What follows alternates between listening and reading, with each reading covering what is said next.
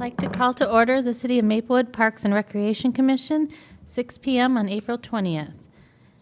We'll do roll call, and it looks like everybody is here tonight except for Karen. Is that correct?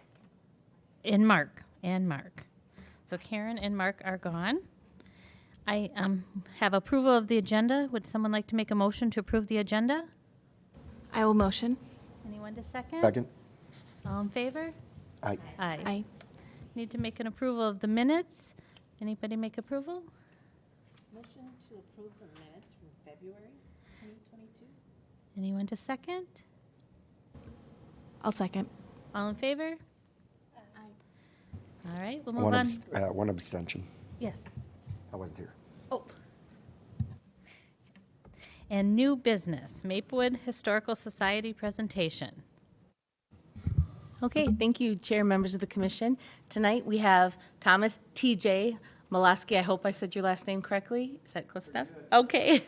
And he is you're the new executive director out at the Maplewood Historical Society and the Bruntrip Farm, and he is here to talk about all things Bruntrip Farm and the Historical Society and some of the new exciting things they are doing, they have been doing, will be doing, and ways that we can potentially partner with the Parks and Recreation Commission and the Parks Department. So with that, I'll turn it over to you, TJ. Ms. Robbins, Ms. Gerns, thank you for having me tonight. I'm glad to be here. As Ms. Robbins was saying, I am the newish executive director of the Maplewood Area Historical Society. I came on full-time in September, so it's been a raucous whirlwind of about 6 months now, which is great. A little bit about me to give you some background. So, my background is in 19th century agrarian technology and rural and agricultural organizations and movements. There are like 6 of us in the country, so it's some job security at historic farms for me. You know, if I'm going around, but I'm a historian. My love of history goes way back. When I was in 4th grade, I read the book Farmer Boy by Laura Ingalls Wilder, and I wanted to be Almanzo, if you're all familiar. I wanted my own team of oxen. I wanted my little pig at the county fair and, you know, big garden and everything else. And that same year in 4th grade in Ms. Dahlgren's class, we were given our first oral history report that we had to give orally, and it was what I want to be when I grow up. You know, nothing super original for 4th graders, but I got up and I was tiny, this tiny little kid, and I said, I want to be an old-time farmer when I grow up.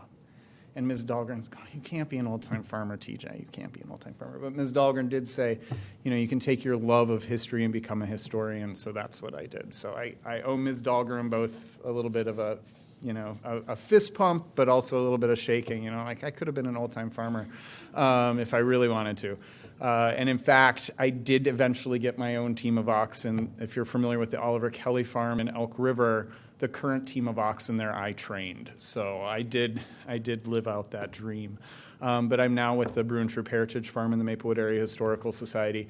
I've been associated with the Maplewood Area Historical Society and the Bruntrip Farm for about 8 years. I wrote the first curriculum for our summer camps, our farm-to-table summer camps. So I wrote that curriculum, which is still in use. So I'm pretty proud of that program. We've actually expanded our camps this year to 5 weeks of camp, which is amazing. So we have 4 weeks of farm-to-table, 1 week of arts on the farm, and then we also have a pilot Hmong language and culture camp out at the farm this year too. So that's pretty exciting for us. How many of you have been out to the Bruntrip Heritage Farm? Okay.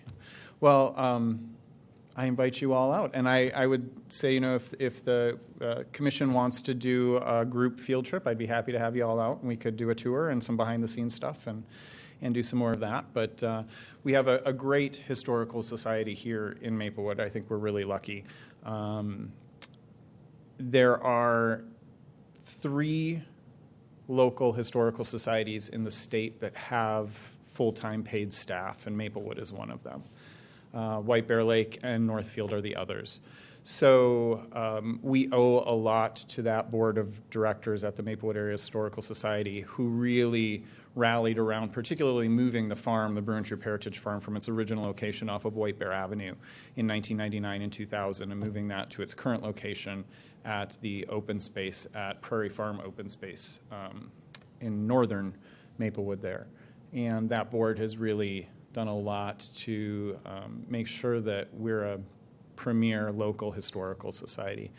When I came on after a 4-month hiring process, it was a long hiring process, I really did a lot of research, and I do think we've got the potential to have a regional museum here in Maplewood. I think that's something really exciting. So the Bruin Troop Heritage Farm started in 1891.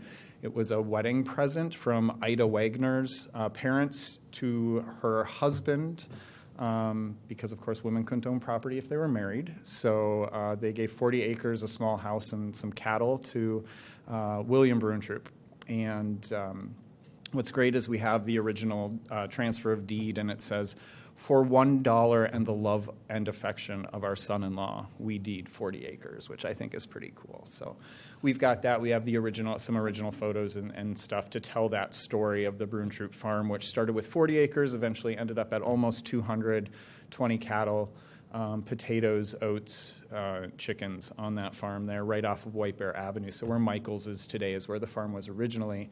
And then by 1999, that property was too valuable as commercial property to really maintain the farm there. And after a lot of work with the city, with the State Historical Society, a lot of parties came together to save the farm. There are 12 historic structures out at our current location. That's a lot. That's a lot of buildings. So a huge part of my kind of assessment of whether I was going to take on this job or not was I going to inherit well-preserved buildings or a bunch of decrepit buildings? And for the love of this really amazing board of directors that we have out there, they are in immaculate condition. So they've spent the last 20 years really restoring and preserving these buildings. We're very lucky that we have them and that they are in such good condition, which allows me to do a lot of other things like outreach. Being here tonight, I don't have to be, knocking on doors for pennies to try to put a new roof on the barn or anything. And then I can also do what I'm really strong at, which is museum education. So that's my background. I've worked 20 years in museums. For a long time with the Minnesota Historical Society, officed out of both the Oliver Kelly Farm and Mill City Museum. And so I'm super excited to get some stuff going out at the farm and branch out from the farm, because the farm is not just Maplewood history, and Maplewood history is not just the farm. So we've got a lot of other things that we're planning, as well as a lecture series out at Wakefield Park starting this year. So super excited about that stuff. We also want to get into some of the nooks and crannies of Maplewood, like the leg, which often gets forgotten down south there, and so that's a part of our history, too, that we want to make sure that we're preserving and talking about, as well as our current culture and heritage in Maplewood, which is a pretty amazing place. So that's my spiel that I'll give you now, but like I said, I'd love to invite you all out to the farm. I'd love to partner with Parks and Natural Resources and with you all as the commission to do some programming to get the word out there that our cultural heritage and our natural resource heritage is really strong and can, I think, work really well together. So with that, I will open it up for questions or comments or whatever you have for me. So what are you asking from us to partner? What would you like us to do to partner? I'm not asking for anything. I think that I'm throwing the door open for some partnership, for some discussions, two-way conversations to happen. Like events? I think events. I think, online programming is a potential. I think we've got 22 acres of restored prairie out at the Prairie Farm open space there. So there's a lot, I think, that can counter what's really good, say, at the Nature Center, which is woods and wetlands. And then we've got this beautiful prairie and oak savanna up on the northern end of the city as well. So I think, you all have your charge of supporting and driving the mission of the Parks and Natural Resources. And I want to be partners with that and make sure that we feel we can work together and do some of that stuff. So, Chair, members of the commission, I actually have a question. Yes. Do you have, can you give us an idea of, I know programming, but are there some events or special events or one special that you could share with the commission that are just coming up? And maybe that would be an opportunity for us to be a part of, whether it's there to be there as a commissioner to talk about, parks and natural, open space and that kind of thing. Just looking, because this group in there, when they did their goals, was really looking to be more involved with stuff and not just at the meeting. So if great. you had. That's awesome. So we've got some events coming up. We obviously have our 5 weeks of summer camp this year.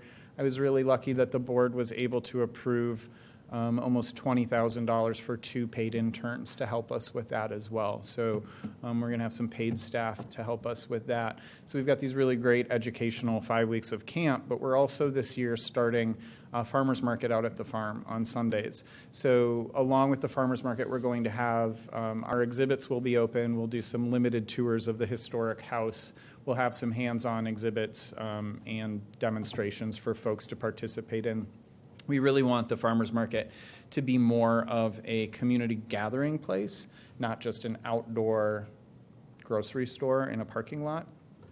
So I think we have that opportunity to really build community through that. So that might be an option where, the commissioners could be there to meet, greet, talk about what your goals and objectives are for Parks and Natural Resources as well with the public that show up. We do have coming up, which I'll invite you all to, next Thursday. So a week from tomorrow at 7 a.m. we have a discussion with Dr. Irina Fersman.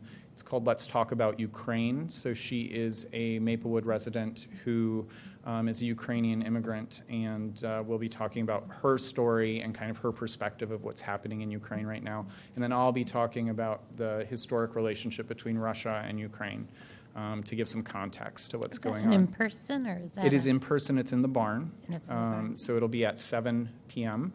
PM. PM, yes, on Thursday. If you could just let me know, we have limited seating. So if you are going to attend with guests or anything, just reach out to me, or you can reach out through Audra as well. But I think that's going to be a really exciting way for us to bring the community together to talk about some really pertinent global issues that affect people right here at home in Maplewood. So that's something else we have going on as well. So, that's kind of our big kind of scheme of things over the summer. We did just win a grant from an organization called Americana Corner that focuses on early American history.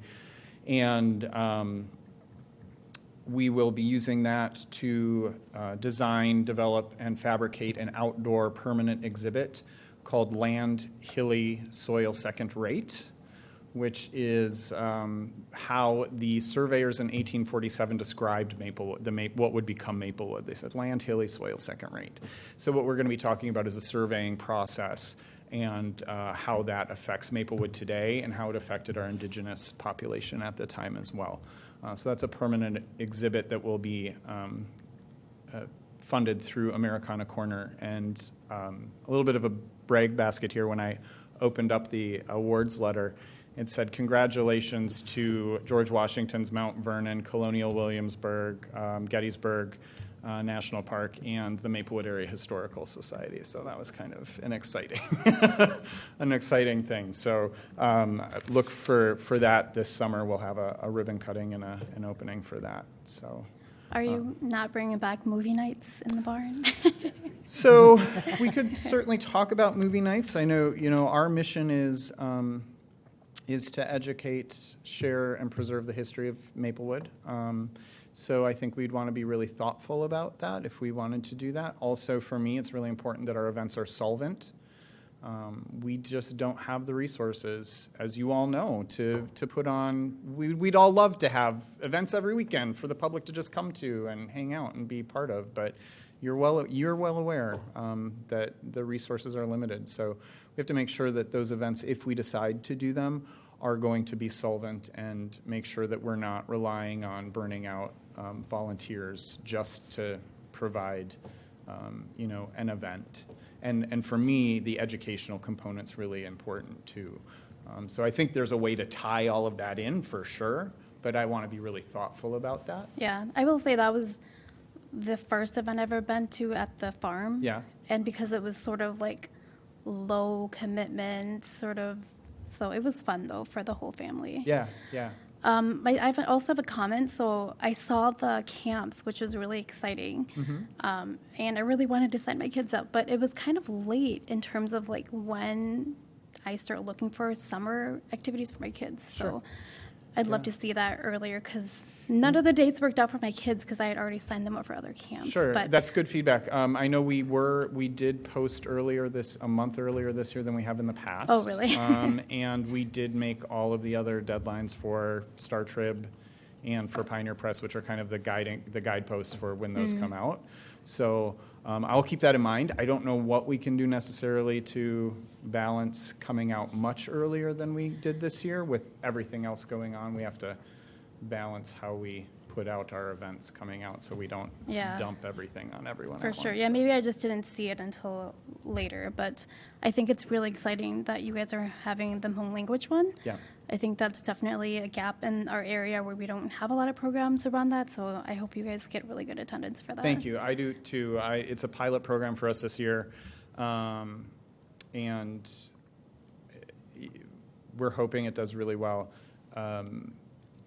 To my knowledge, we are the only Hmong language camp that is being offered to elementary school age kids. Concordia is not going through with their camp this year, which they're the big camp provider for Hmong language and culture. So this is something I think, again, looking at the makeup of Maplewood and whose stories we tell, it's got to be everyone's story, right? It's not just the German white farmers from 1891.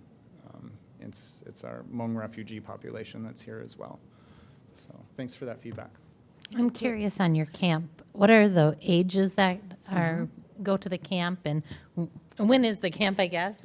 And then how many kids do you accommodate for the camp? So we do, every week we have the ability to host about 30 kids. We have 2 leaders with them, so 15 kids per leader, which is kind of standard for my background in education. We have 3 farm-to-table camps, which are for entering grades 1 through 3. We have 1 farm-to-table camp, which is entering grades 4 through 6. The Arts on the Farm camp is entering grades 4 through 6. And then the Hmong Language and Culture camp is entering grades 3 through 7. And so, of course, you're going to ask me the dates, which... Yes, I do have them. So entering grades 1 through 3, farm to table, July 11th through 14th. It's a full day camp from 9 until 4. July 18th through the 21st, full day camp, which is Monday through Thursday. And then August 1st through 4th, that's entering grades 1 through 3, farm to table. Entering grades 4 through 6 is August 8th through 11th. Arts on the Farm is July 25th through the 28th, and that's also the Hmong Language Camp. The Hmong Language Camp is a half-day camp as we pilot it this year to make sure that we have the right resources to really foster a great camp for that. So that's a half-day camp for that. And these are all right at the farm? They're or? right at the farm. It's $190 for the full week.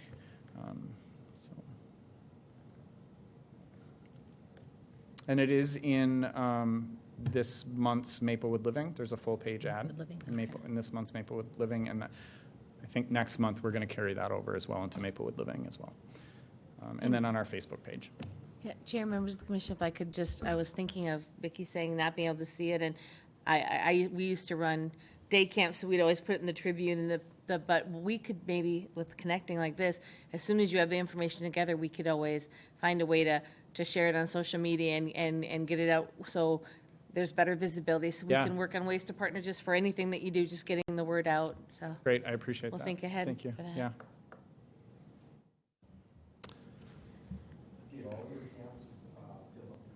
So last year, all of our camps were full. Obviously, the year before that, we didn't have camp, but they generally have sold out. We do have some scholarships as well. that we have scholarship money available for. But this price is pretty comparable for other camps. Actually, it's a little bit on the low side for a full day camp for Monday through Thursday. So, but we do have scholarships available. We want to make it accessible to everyone, particularly our Maplewood youth. But we do see kids from all around the Twin Cities come to it. So it's a growing camp. So that's why we added those extra weeks this year. I'm hoping we can max out. It's a great opportunity for us to showcase this amazing facility we have here in Maplewood. And it's educational, and the kids love it. We've got kids come back year after year after year. So. I was just going to say that your background is fascinating with like how much time you spent in education, and then also I liked a lot that you mentioned that you wanted to be a farmer when you were a little kid. I was going to ask if for you, I know that you already have your camps planned out for the summer. Is there any ideas that you've wanted to execute for camps but haven't been able to? And then I was also going to ask about, I haven't been to the farm yet to see to see what's out there. So I was just wondering if you could tell me a little bit about like interactive activities that you have for children. Yeah, so your first question there about things that we want to implement, particularly in camps. I would really like to work with Maplewood Mall and over the holiday season have kind of a drop-off history camp in the mall. So when folks are off shopping at the mall, you can drop your little ones off while you're going to buy them, your holiday presents for them. And I think that would be a really great way to expand our education and our footprint throughout the city with a different set of eyes. So that's one thing. I don't know how far down the road that might be. That's kind of a big project to now have a second location potentially. But there's, those sorts of things. I think this year coming out of COVID, me being on full-time and kind of back in the swing of things, we're going to really reassess what the camps look like. They are based on Minnesota K through 12 curriculum standards. But there's a lot of fun. I mean, it's not, we make bread, we make butter, we make ice cream, we make cheese. So every day, it was a dairy farm. So we focus a lot on dairy. We play town ball, which is a predecessor to baseball. And we do lots of arts and crafts. I think this Hmong language and culture camp was something that I'd really like to see expanded to a full day program as well as multiple weeks. So I'm really hoping that can work for us. There is another potential youth program that we're looking into that would offer kids, particularly from Emma's place right over here, an opportunity to do some evening activities in a safe space with us that would allow them to, over the course of several months, create their own exhibit telling their story of Maplewood and what Maplewood is to them.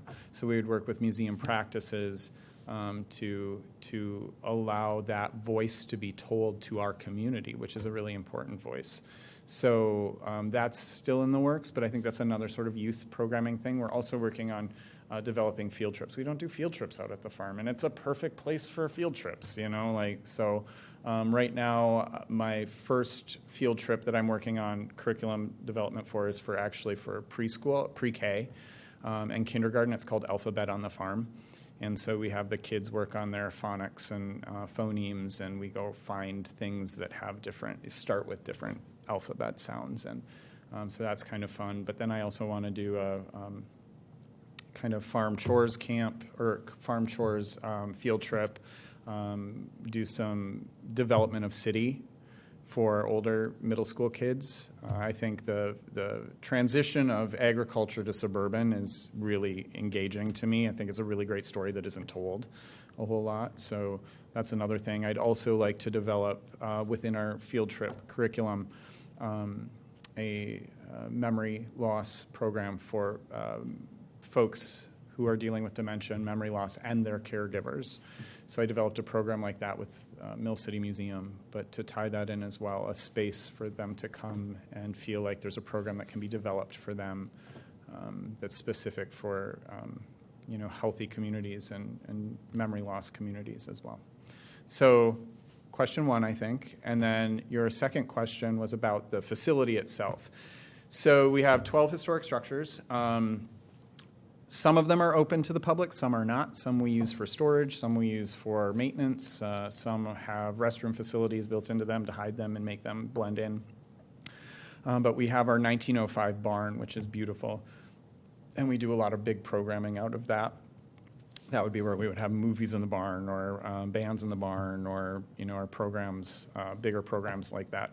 In the lower level of the barn, we have an exhibit space right now that has an exhibit, a professionally designed exhibit. It's called Magically Adhered, Maplewood and 3M, which is kind of a fun exhibit. We will probably be transitioning out of that. We're also looking at moving that whole exhibit over to the mall as well for another set of eyes as we develop an exhibit on the culture and heritage of Maplewood. And then we have a small hands-on dairy exhibit in our milk house, which talks about the Bruin Troop family in the 1950s at the farm. We have the original Gladstone fire truck, which will be 100 years old next year, which is that's one of our great, big, beautiful pieces in our collection. And then we have the 1891/1912 remodeled house as well, which is going through some transition right now as well. To be real honest, there is not enough hands-on out there and interactive, and that's one of the things I really want to build into. And I was actually talking with one of our board members today about how we get more hands-on out there and how we get people actually engaged in doing stuff. So one of the ways we're going to do that, which might sound kind of silly, is I was talking with Bill Bruin Troop, who's on our board. He grew up in the house. It was his grandparents that were married in 1891, and I was like, well, what did Grandma Ida plant in her garden? He's talking about carrots and how he had to always pull up the carrots, and he hated pulling up the carrots, and he had to bury the carrots until it froze, and then they would have to dig up the frozen carrots and then carry them down into the root cellar. And then my dad had all these potatoes because my dad used to go and fill up the truck and then drive down Summit Avenue selling potatoes to the big houses on Summit Avenue. And then he's like, but now that I think about it, Grandma had all these crocks of sauerkraut. She had cabbage. She had so much cabbage. And so I was researching then German-American farming customs, and I found a quote that said, a German family found it prudent to plant 100 head of cabbage per family member. So there were 5 family members. So I was thinking, what do 500 head of cabbage look like? What does that look like? And what an educational experience to say, can you imagine all this cabbage and what are you going to do with it and how are you going to take care of it?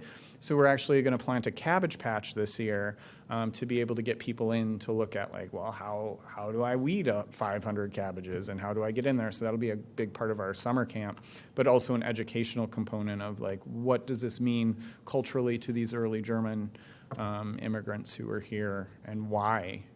It's the only way you can get vitamin C in February is through sauerkraut. So you need that. So some of those types of things we're looking at expanding and bringing out to the farm as well.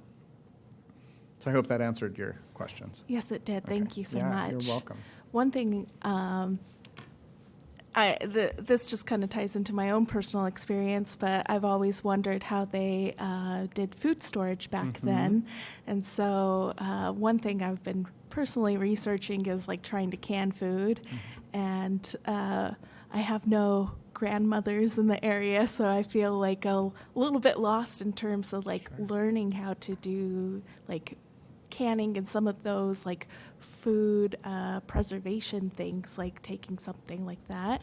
So a selfish plug, but I would be interested in something like that. That's in my mind, yes. I think, creating sort of a folk art school at the farm as well to talk about some of that. And what are we doing with 500 head of cabbage this year? We're going to have some DIY kraut making classes, so you can come on out and learn how to make sauerkraut. Perfect, thank you. So yeah, but I agree. I think that those sorts of life skills that we can glean from our history and heritage across all kinds of boards is what a lot of people are looking for. I feel like people want to connect and reconnect. So, and we have the space to do it. So it's really great as well. Any other selfish plugs? I'll take them. I'll take selfish plugs right now. Anything? I did say, or I was going to just say, I love the idea about the kids being able to kind of come up with their own displays. So I'd be very interested in seeing something like that, their own personal histories. I like that idea.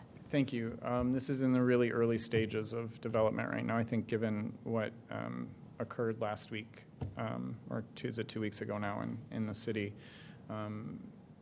I have a strong belief and background in supporting our youth and providing them opportunities. And I've always thought that museums are the perfect place to do that. And so we're able to open up our doors now and hopefully provide some of that, some of that privilege that I've had working in museums. I can hopefully provide some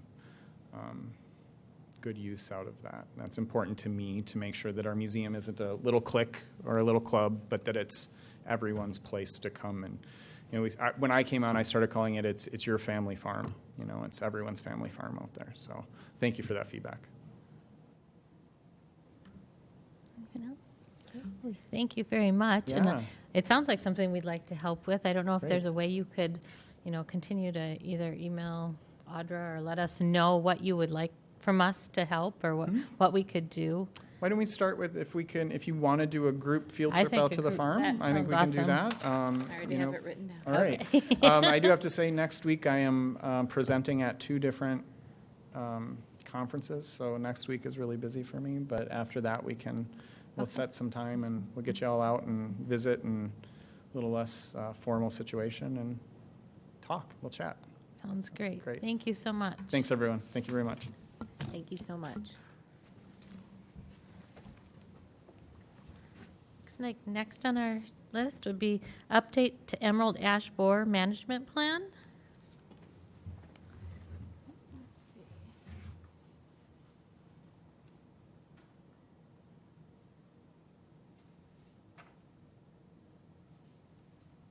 Slideshow at the top. Yep, that's what I want. Here we go. There we go. I had to go from the beginning. Okay, thank you, Chair, members of the commission. Tonight, our Natural Resources Coordinator, Carol Gurnis, is here to continue a conversation that we had started years ago, actually, and it kind of came out of a field trip, of all things, that the Parks Commission did. And we went around to the different parks and open spaces to see developments, and at Wakefield Park, there was this one big, beautiful ash tree, and emerald ash borer was already on our minds, and this was a tree that we realized would be so valuable to try to protect because there weren't a lot of other trees in the area, and it was right between the building and the playground, and it was beautiful. And so the commission had said, maybe there's a way we can save this tree. And Carol's going to go into more about the ash borer management plan, big mouthful.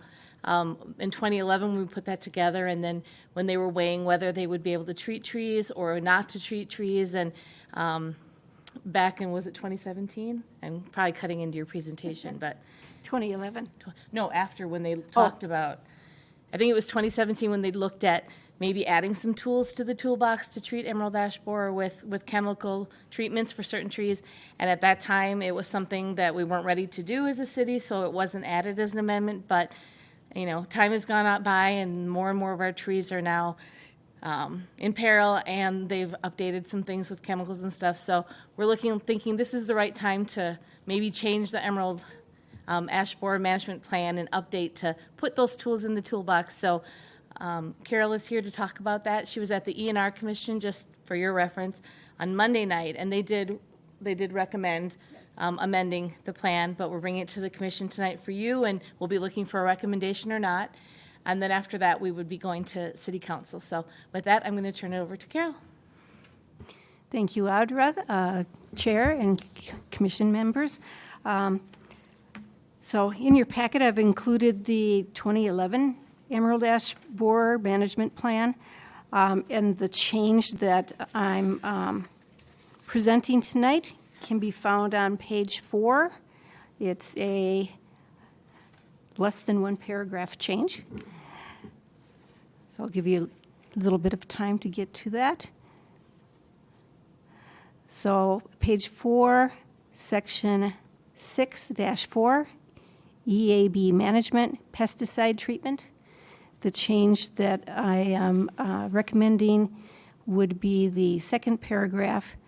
The city has determined that it will permit the use of pesticides to control emerald ash borer on city land, including the right-of-way, on a limited basis for selected specimen trees.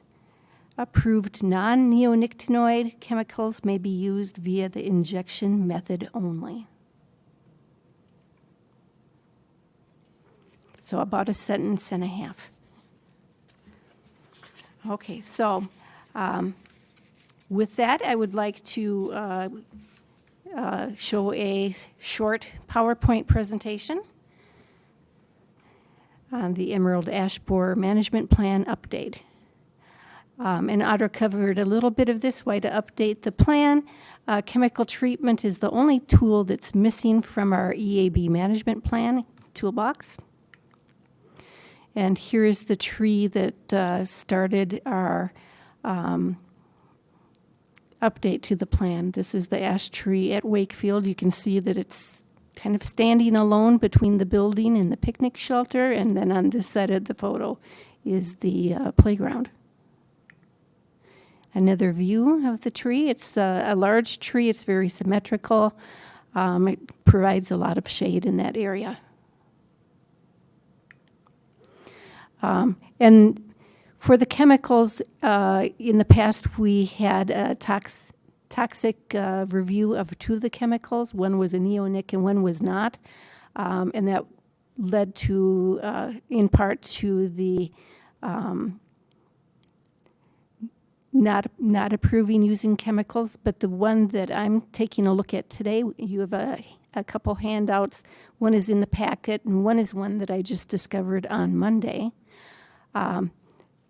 This chemical is a non-neonic, and it is very short-lived, has a short half-life. It works mostly by repelling or stopping insects from feeding on the tree rather than having them eat the leaves and then die. So it's a lot easier on a lot of our pollinators. If we allowed the use of this chemical, it could extend the life of a tree long enough that if we planted a replacement, it would give it some time to grow. And one thing that a lot of people are not talking about is that we saw with Dutch elm disease that over time there were a few elm trees that were found to be resistant. They weren't totally immune to it, but they were able to resist the infestation. And if we take down all of our ash, we're not going to be able to find any of those resistant trees. So, and to apply this chemical, we'd like to use the injection method, not soil drenching. Soil drenching can leach into the soil. It can run off with the rain. So the injection keeps it inside the tree. The current plan was approved in 2011 before we really saw a lot of EAB in the city of Maplewood. We are starting to see a lot of trees affected now. I'm thinking that if we're not at the peak period, we're very, very close. And since this tree has been deemed healthy by our city forester, I think the time for treatment is now. Okay, so the chemical we're talking about is called triazine. And of course, pesticide names are never easy to pronounce. I think it's azadirachtin is the chemical name. It's less likely to harm pollinators and other insects, including things like grasshoppers and crickets. It's more effective than the neonics that were listed in the past as a treatment option, and also less harmful to pollinators and other insects. It's a plant-based chemical that's isolated from the neem tree. And if any of you have done any organic gardening, you might have heard of neem oil. So it's the same chemical in that organic gardening topical treatment. It's usually, like I said, works by stopping insects from feeding and repelling them. And then a lot of insects will, with the repellent, not only do you repel things that would chew on the leaves like leaf hoppers and aphids that suck the juices from the leaves, but it also repels butterflies and moths. So they're less likely to have eggs laid on the tree, hatch, and have the caterpillars eat the leaves. Grasshoppers and crickets usually do not feed on ash trees, to my knowledge, but katydids might, and they're in the same family. And then beetles are less likely to feed on it because they avoid it, they're repelled. This document is in your packet. I know you can't read this, but it was a summary of the literature out there talking about the risks, the toxicity of this tree as a pesticide. And then this is the handout that you have in front of you now. And I highlighted let's see, I highlighted the parts of the effects on bees. So it has very low toxicity to bees. And then also the portion as far as how does it affect humans. Will leaves from the tree affect people if they rake their leaves in the fall and their kids jump in the leaves? So there's very little risk there. They even check to see if the tree was treated and then after a year or so the tree's cut down, whether or not there would be any toxic effects from the sawdust, and that was also negative.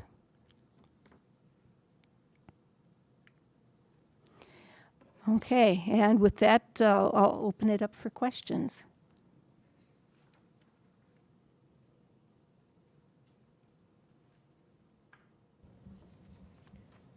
So we're talking to go just with the tree A's and one, this one here. This is what we're going to use. Correct. Okay. And are we only treating that tree in Wakefield Park?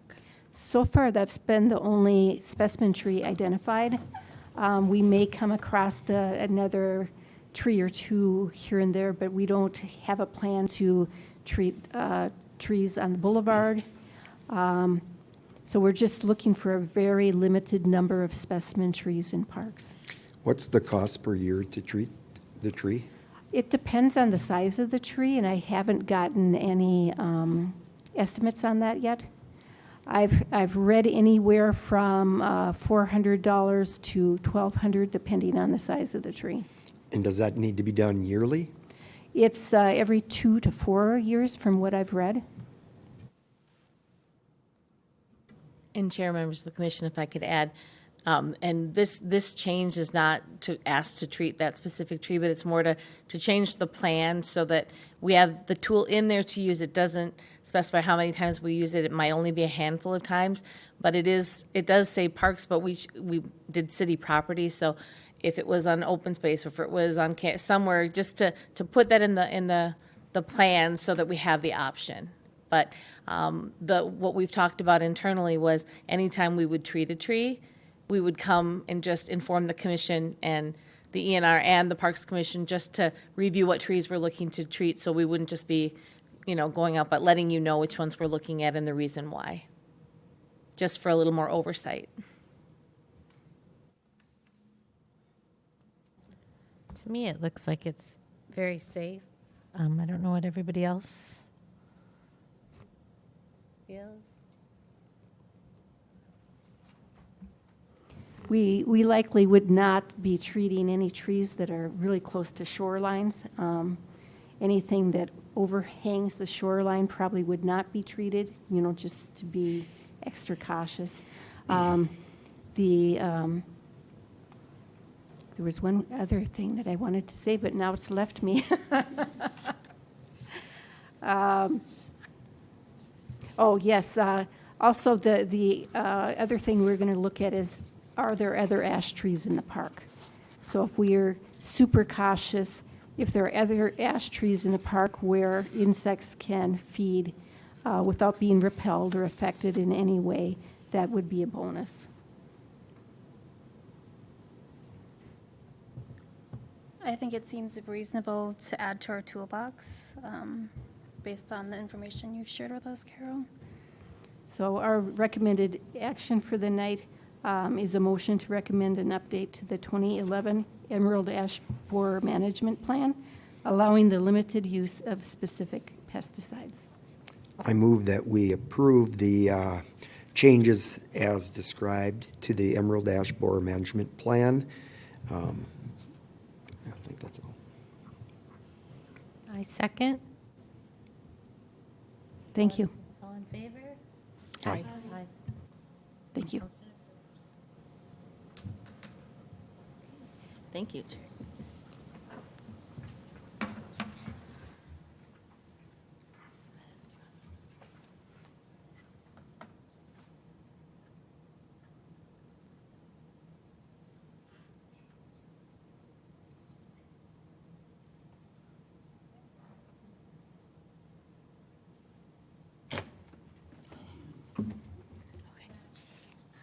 Looks like we don't have any unfinished business, no visitor presentations, commissioner representations.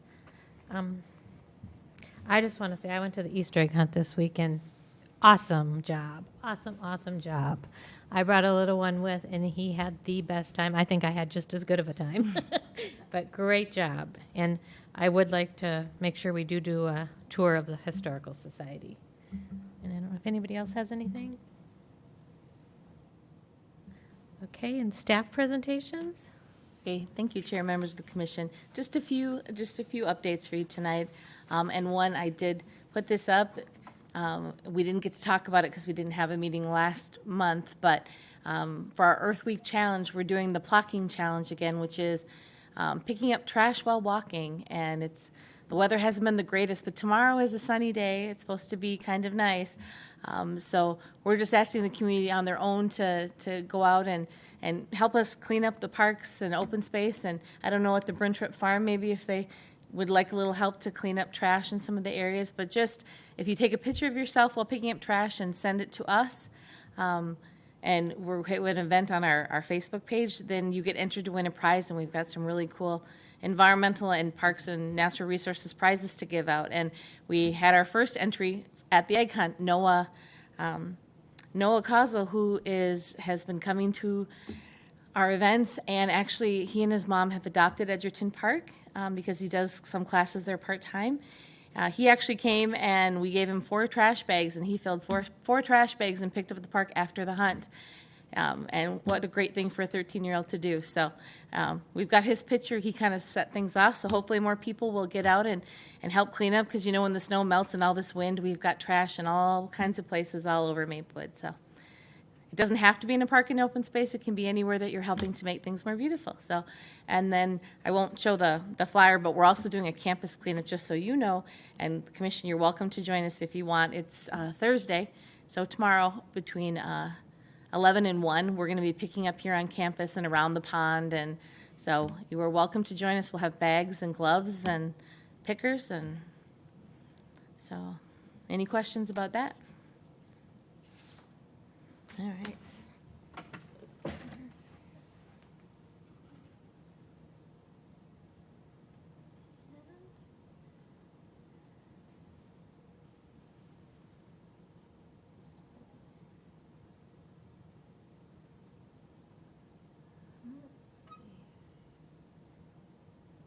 That little triangle on the right.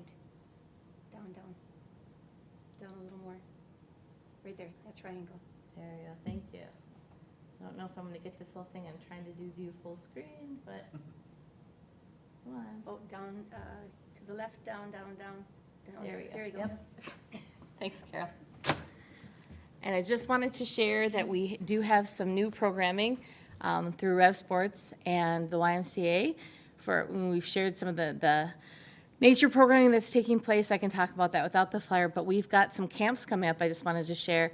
And one of the the fun camps we're doing is a Quidditch camp. That's something they actually are doing the sport of Quidditch, and they're going to be teaching the kids to play. And that's a camp from June 27th through 30th. June 30th, outdoors. These are at Edgerton, so we have the building as a backup if it's a rainy day. So they won't have to cancel. They'll be in the gym, and they have indoor facilities for bathrooms and whatnot. But that one's, and we have a Ninja Warrior obstacle camp coming up. We've got basketball and flag football. So some exciting camps coming up for the summer. And as far as classes, they're going to be offering pickleball for kids, which I think is pretty cool too.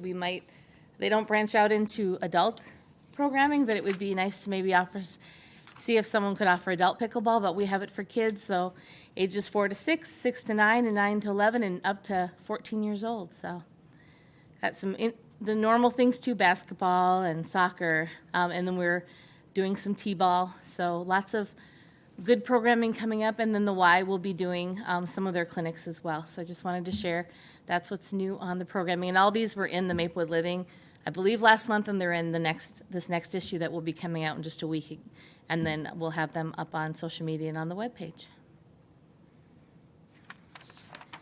And then it's not a flyer, but I just wanted to give you an update of a couple of events that took place at the Nature Center in the last week or so. Ramsey County 4-H actually had a Project Learning Day on April 9th at the Nature Center. They actually moved their whole workshop day to the Nature Center, and they had several different sessions. They did everything from learning to take pictures, photography classes, and then they had some craft projects. They did just a variety of activities and invited the whole public to come, and the event ran from 2 to 4. And 4-H Extension educator Jenny Cable had actually wrote us an email back to say that it was a great success. It was a perfect venue. They had a lot of people there that hadn't been to the Nature Center before, and actually people walking the trail came and took part in their activities. So they can't wait to partner with us again and maybe offer some more educational programs out there, because they want to get the word out too that 4-H isn't just farming and home ec and that kind of thing. It's changed, and it offers so much more than that. So we're excited to partner with 4-H, and it's a good location for them to branch out with us. And then we did have the first Nature Center birding class that same day, so we had a busy Saturday. But Connie Herr, who was a naturalist at the Nature Center formerly, was offering a birding hike through community ed, and they had it out at the site, and I think they had about 15 people that were out birding and had a great time. And then so a lot of activity at the Nature Center, so it was a fun weekend. So any questions about that? Okay. And then Carol was when she was here, going to come last month, was going to just talk about natural resources in general, but I'm going to turn this one over to her because she has an event to invite you to, and I'm going to see if I've.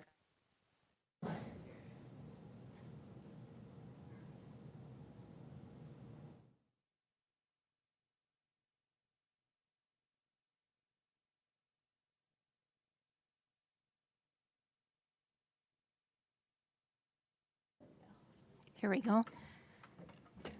Okay, so the Parks and Natural Resources Department will be hosting a Arbor Day event on Saturday, May 14th from 10 a.m. to noon.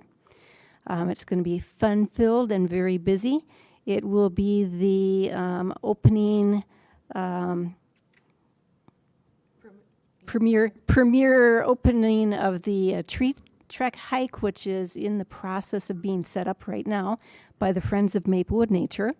We'll also have a fire department bucket truck, so you can go up and get a bird's eye view of all of the trees at the Nature Center and the grounds. We'll have a table with all things tree, including tree planting. We'll have a list of climate resilient trees for our area there. We will have a